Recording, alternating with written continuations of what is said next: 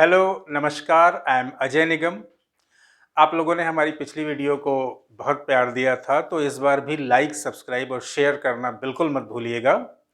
आज हम लोग इलेक्ट्रोस्टैटिक फोर्स समझेंगे, जो कि कूलाम्स लॉ से गवर्न होता है। लेकिन इसमें आगे बढ़ने से पहले सबसे पहले हम ये समझेंगे कि जो जिस फोर्स की बात हो रही है, उसको हम इलेक्ट्रोस्टैटिक फोर्स ही क्यों कहते हैं।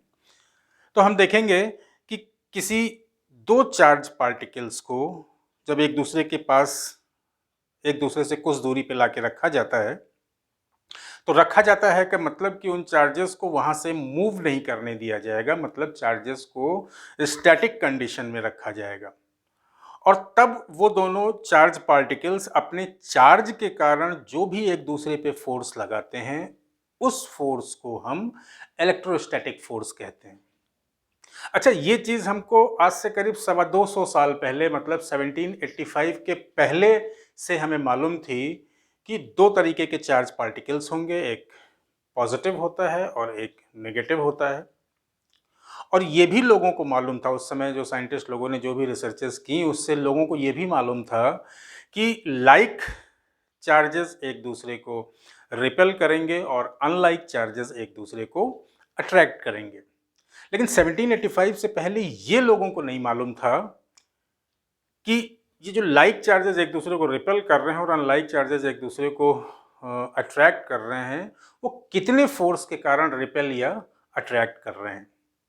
तो इसके लिए फिर 1785 में सर चार्ल्स कूलाम ने, जो उस समय के साइंटिस्ट हुए थे, इनफैक्ट ये साइंटिस्ट नहीं थे, वो एक्चुअली में इंजीनियर थे, लेकिन बाद में उन्हें लगा कि इस फील्ड में काम करना चाहिए, तो उन्होंने ये काम किया।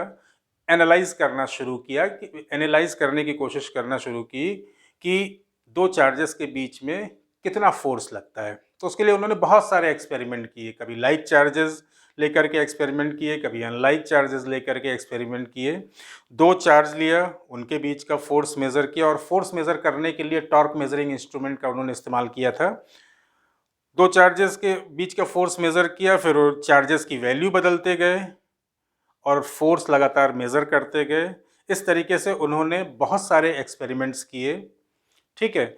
और इस एक्सपेरिमेंट के रिजल्ट से जितने भी फोर्सेस मिले थे, उन्होंने ये निष्कर्ष निकाला कि ये जो दो चार्जेस के बीच का फोर्स होता है, वो फिर चाहे लाइक चार्जेस का बीच का रिपल्सिव फोर्स हो या अनलाइक चार्जेस के बीच का फोर्स ऑफ अट्रैक्शन हो, वो जो है will depend upon the product of the values of those two charges।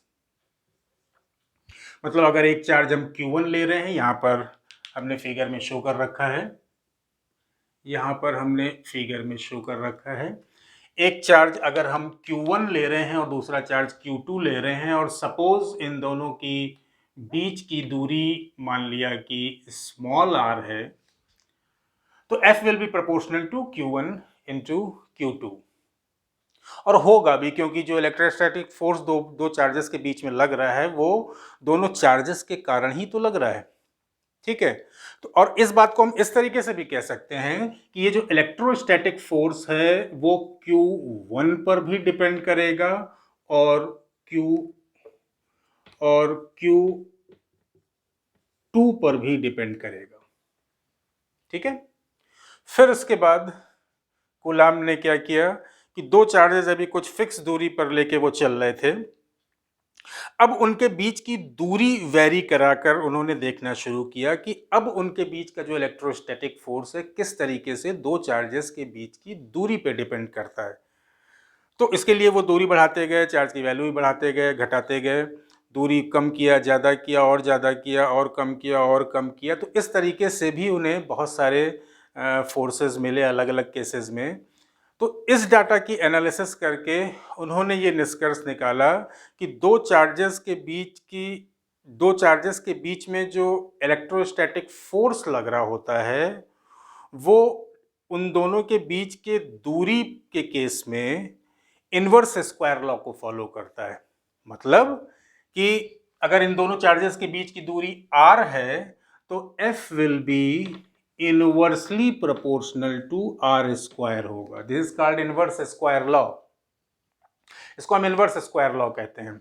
ठीक है, तो ये इसको अगर हम सेकंड एक्सप्रेशन कह देते हैं, ठीक है, तो फिर न्यूटन कूलाम ने ये बताया कि जो इलेक्ट्रोस्टैटिक फोर्स होगा दो चार्जेस के बीच में, जो कि ये शो किया गया है, वो सिर्फ दो चार्जेस पे डिपेंड करेगा और उन दोनों के बीच की दूरी पे डिपेंड करेगा। इसके अलावा और वो इलेक्ट्रोस्टैटिक फोर्स किसी भी फैक्टर पे डिपेंड नहीं करता है। ठीक है, तो अब जब इन्हीं दोनों पे डिपेंड करता है और ये दोनों एक्सप्रेशन जो हैं एक ही फिनोमिना से आ रहे हैं, ठीक है, तो इन दोनों एक्सप्रेशंस को हम एक साथ ही लिख सकते हैं कि F is proportional to Q1 Q2 by r square भी लिख सकते हैं। ठीक है, और जब ये कूलॉम ने प्रोपोर्शनैलिटी का साइन हटाया तो यहाँ से उन्होंने एक कांस्टेंट को इंक्लूड किया और इस कांस्टेंट को इन्होंने K से डिनोट किया और तब ये एक्सप्रेशन बन जाता है Q1 Q2 by r square, जहां पे बाद में K का नाम दिया गया कूलॉम्स कांस्टेंट, K का नाम दिया गया कूलॉम्स कांस्टेंट। और खुद कूलाम ने ही इस K की वैल्यू जो कैलकुलेट की वो थी 8.9875 इंटू 10⁹ न्यूटन मीटर स्क्वायर पर कूलाम स्क्वायर। ये कूलाम ने इसकी वैल्यू कैलकुलेट करके दे दी। ठीक है, फिर उसके आगे और भी इस पे स्टडी हुई इस कूलाम्स लॉ को, और ये जो एक्सप्रेशन है F is equal to K Q1 Q2 by r square, this is the mathematical expression for Coulomb's law। ये मैथमेटिकल एक्सप्रेशन है कूलाम्स लॉ का। ठीक है, एक्चुअल में जो कूलाम्स लॉ बनता है वो इन दोनों एक्सप्रेशन से बनता है कि F is proportional to Q1 Q2 and F is inversely proportional to r square. ठीक है, इसके बाद इस कूलाम्स लॉ पे और भी एनालिसिस और साइंटिस्ट ने किया, तो उन्होंने बताया कि ये जो कूलाम्स कांस्टेंट होता है will depend upon the permittivity of free space. मतलब K इज इक्वल टू होगा 1/4 पाई एप्सिलॉन 0, जहां पे ये एप्सिलॉन 0 जो है is permittivity of free space. अब मेरे दिमाग में आएगा कि भैया ये परमिटिविटी ऑफ फ्री स्पेस क्या चीज होती है, तो इसके बारे में बहुत ज़्यादा डिटेल में हम फिर कभी समझेंगे, किसी और वीडियो में इसको समझने की कोशिश करेंगे। लेकिन ब्रॉड सेंस में हम ये समझ सकते हैं कि ये जो परमिटिविटी ऑफ फ्री स्पेस होता है, अगर किसी मेटेलिक कंडक्टर को वैक्यूम के अंदर इलेक्ट्रिक फील्ड में प्लेस किया जाता है, ठीक है, तो उसके सरफेस पे जो चार्जेस आ जाते हैं, इसको फिगर से एक समझ लेते हैं। यहाँ पे सपोज कि ये एक इनक्लोजर है जिसके अंदर हमने वैक्यूम क्रिएट कर दिया है। ठीक है, अब इस वैक्यूम में एक इलेक्ट्रिक कंडक्टर हम प्लेस कर दें, अगर this is a electric conductor, ठीक है, this is electric conductor which is metal का बना हुआ है। ये इलेक्ट्रिक कंडक्टर मेटल का बना हुआ है। ठीक है, अब इस वैक्यूम में अगर हम इलेक्ट्रिक फील्ड लगा देते हैं, अगर इस वैक्यूम में इलेक्ट्रिक फील्ड हम लगा दें, E के बराबर इलेक्ट्रिक फील्ड लगा दें, ठीक है, तो होगा क्या, इस मेटेलिक कंडक्टर के इस सरफेस पे पॉजिटिव चार्ज आ जाएगा, क्योंकि हमको मालूम है कि पॉजिटिव चार्ज पे इलेक्ट्रिक फील्ड के डायरेक्शन में फोर्स लगता है, तो जो भी पॉजिटिव चार्ज होगा वो इस सरफेस पे आ जाएगा, सच दैट जो नेगेटिव चार्ज होगा वो इस सरफेस पे आ जाएगा। अब ये जो जितना पॉजिटिव चार्ज इस सरफेस पे आएगा उतना ही नेगेटिव चार्ज उसके अपोजिट सरफेस पे आएगा, ठीक है।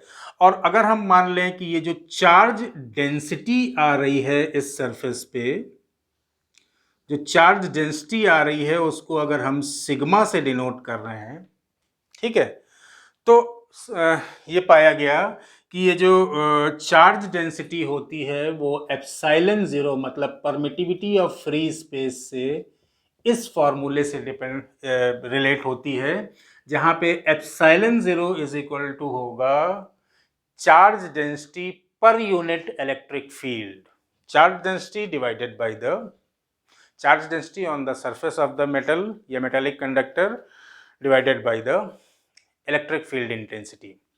ठीक है, तो अभी इतना ही समझते हैं, उसके बाद और डिटेल में अगले वीडियो में देखेंगे, ठीक है। अब अगर हम इस कूलाम्स लॉ के एक्सप्रेशन पे दोबारा से नज़र डालें और तो हम देखेंगे कि F इज इक्वल टू के Q1 Q2 by r square, तो तुरंत मेरे दिमाग में आएगा कि यार इस तरीके का एक्सप्रेशन तो हमने पहले भी कहीं देखा है, ठीक है। तो ऑब्वियसली देखा है, जब हम लोग मैकेनिक्स पढ़ रहे थे तो उसमें न्यूटन्स लॉ ऑफ ग्रेविटेशन हम लोगों ने पढ़ा था, और न्यूटन्स लॉ ऑफ ग्रेविटेशन ये बताता है कि अगर दो मासेस एक दूसरे से कुछ दूरी पे रखे गए हैं तो दोनों मासेस एक दूसरे पे ड्यू टू ग्रेविटेशन एक दूसरे पे फोर्स ऑफ अट्रैक्शन लगाएंगे, और वो जो फोर्स ऑफ अट्रैक्शन होता है वो दिया जाता है F is equal to Gm1m2 by r square, जहां पे ये G जो होता है वो ग्रेविटेशनल कांस्टेंट होता है और इसकी वैल्यू होती है 6.67 into 10 to the power 6.67 into 10 power -11 newton metre square plus KG पर केजी स्क्वायर, ठीक है। तो इसकी जो स्ट्रक्चर है इस फॉर्मूले का, न्यूटन्स लॉ ऑफ ग्रेविटेशन से जो ये ग्रेविटेशनल फोर्स का जो स्ट्रक्चर है फॉर्मूले का, इस ग्रेविटेशनल फोर्स को मान लिया Fg से हम डिनोट कर रहे हैं, और इस फॉर्मूले को हम देखेंगे तो दोनों के स्ट्रक्चर में सिमिलरिटी है, ठीक है। और हम देखेंगे कि ये जो दो चार्जेस हम कंसीडर किए थे, अगर हम मान लें कि ये Q1 चार्ज है, उसका मास Q1 चार्ज पार्टिकल है, उसका मास m1 है, और Q2 चार्ज पार्टिकल उसका मास m2 है, तो इलेक्ट्रोस्टैटिक फोर्स F तो दोनों के बीच में लगेगा ही लगेगा, जो कि चूंकि दोनों पॉजिटिव चार्ज हैं तो एक दूसरे को रिपेल करेंगे, इनके बीच में एक ग्रेविटेशनल फोर्स भी लगेगा और that will be attractive in nature. दोनों ये जो ग्रेविटेशनल पुल होगा वो एक दूसरे को उस फोर्स से अट्रैक्ट करेंगे, ठीक है। लेकिन हम देखेंगे कि इन दोनों एक्सप्रेशन से कि G की वैल्यू और K की वैल्यू को अगर हम कंपेयर करेंगे तो हम देखेंगे कि K की वैल्यू G की वैल्यू से बहुत ज़्यादा है। G में 10 टू द पावर -11 आ रहा है और जबकि K में 10 टू द पावर 9 आ रहा है। तो इससे हमें पता लगेगा कि इन दोनों चार्जेस के बीच में जो इलेक्ट्रोस्टैटिक फोर्स होगा वो फोर्स ऑफ ग्रेविटेशन के कंपैरिजन में बहुत ज़्यादा होगा। इसीलिए फोर्स ऑफ ग्रेविटेशन अक्सर या ज़्यादातर हम लोग नेग्लेक्ट कर देते हैं in comparison to the electrostatic force, ठीक है। तो ये पूरा कूलाम्स लॉ के बारे में था। अभी इस वीडियो में इतना ही हम लोग देखेंगे, और इस कूलाम्स लॉ का जो भी एप्लीकेशन है और न्यूमेरिकल्स में इसको कैसे अप्लाई करेंगे, इसके लिए एक अलग से सेपरेट वीडियो हम बना लेंगे, ठीक है। और फिर अगले वीडियो में इस न्यूमेरिकल्स को हम देखने की कोशिश करेंगे कैसा होगा। तो तब तक के लिए थैंक यू।